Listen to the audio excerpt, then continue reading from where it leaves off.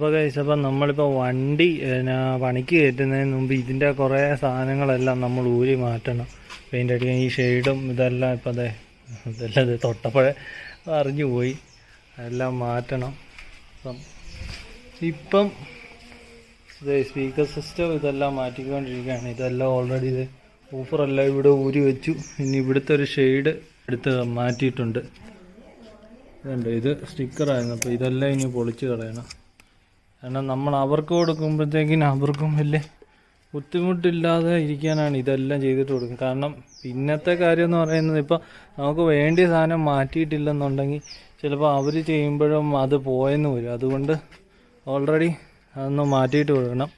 അപ്പം അതെല്ലാം മാറ്റുന്നതാണ് ഇനിയത്തെ പരിപാടി.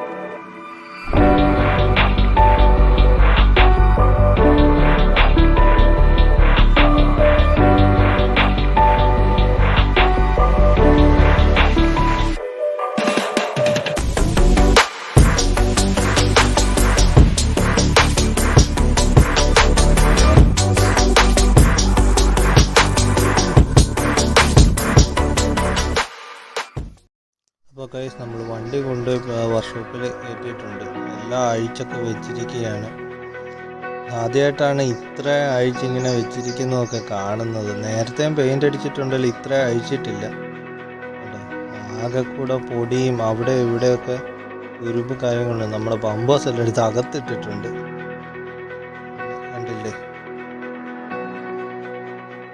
വർക്ക്ഷോപ്പിലെ വൈബ് എന്ന് പറയുന്ന വേറെ ഒരു സംഭവം തന്നെയാണ്. ഇവിടെ ഈ റെയിലിൻ്റെ അവിടെ ഇവിടെ ഈ തുരുമ്പ് പോലെ വന്നിട്ടുണ്ട്. ഇവിടെ എല്ലാം ചെളി അടിച്ച് കയറിയിട്ടുമുണ്ട്. അപ്പോൾ ഗൈസ്, ഇതാണ് നമ്മൾ വണ്ടി കൊടുത്തേക്കുന്ന വർക്ക്ഷോപ്പ്. അപ്പോൾ നമ്മുടെ ചെക്കനാണ്ട് അങ്ങ് അറ്റത്ത് കിടപ്പുണ്ട്. 4 ദിവസം എടുക്കുമെന്നാണ് പറയുന്നത്, എന്നിട്ട് കാണാം. അപ്പോൾ ഇന്നത്തെ വീഡിയോ ഇത്രയൊക്കെ തന്നെ ഉള്ളൂ. അപ്പോൾ വീഡിയോ എല്ലാവർക്കും ഇഷ്ടപ്പെട്ട please do like, share, comment and subscribe to my channel. This is me, njanhellcatrider, signing off. Bye guys.